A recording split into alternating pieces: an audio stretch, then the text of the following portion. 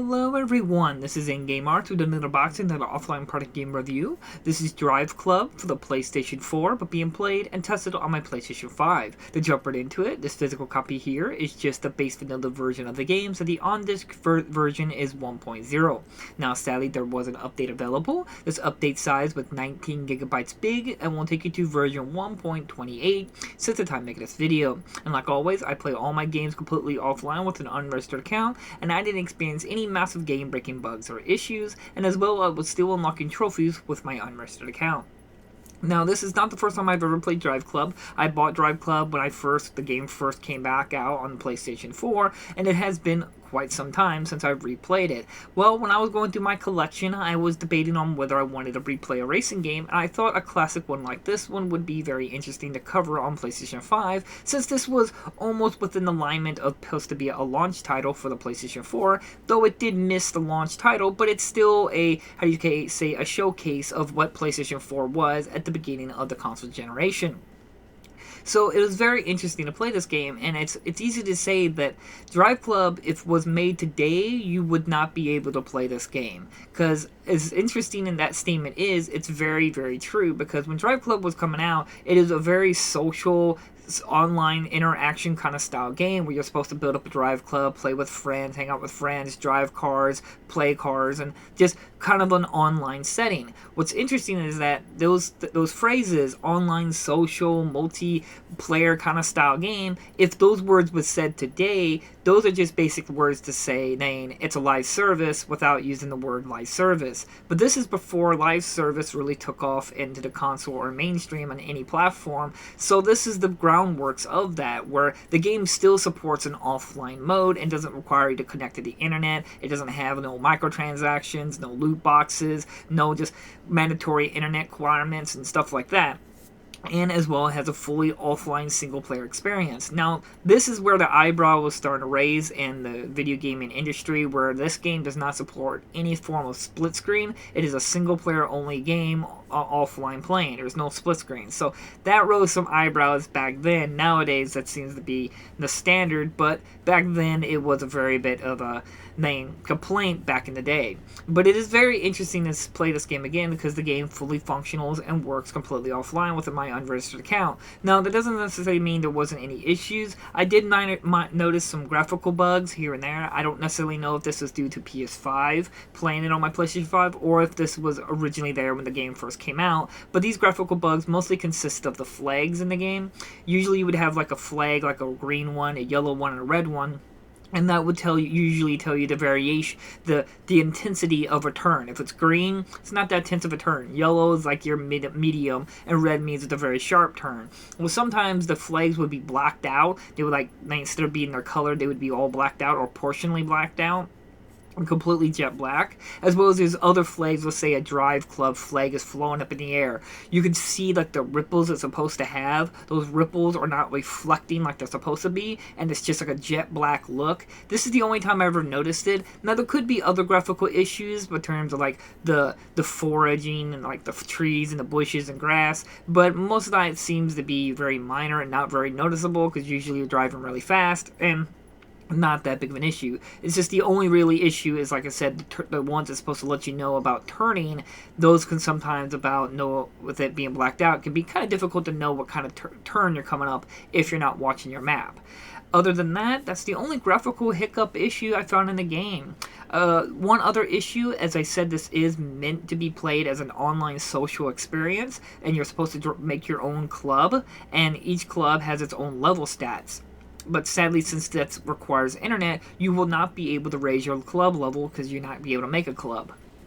And what's disappointing is that there are some cars that cannot be unlocked unless you raise your club level. So there will be some cars you will not be able to unlock playing offline. It's only a few, usually one car between every tier or level of car quality. Like, man, you got your B tiers and your A tiers and your S tiers and your SS tiers. There's usually at least one car in each tier that was required to have a club level to be able to unlock. But I did play everything. I've unlocked almost everything. There are still quite a bit of few cars to unlock because you have to play consistently until unlock level 40 to be able to unlock everything. And I'm not going to play that much. But I played every car track single player experience, and I had little to no problems or issues.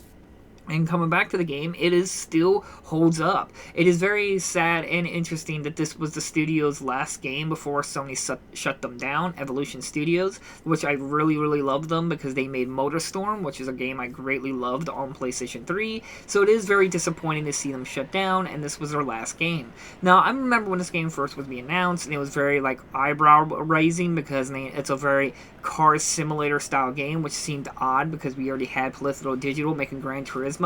So it was very interesting to have another game like competing with itself. But I do want to point out that DriveClub is not a simulator racer. It's not necessarily an arcade racer either. It's kind of that middle ground. It's a semi-arcade, which plays and feels phenomenally well even to this day. The cars felt good. They felt interesting. The sound of the vehicles, the graphics, it all just...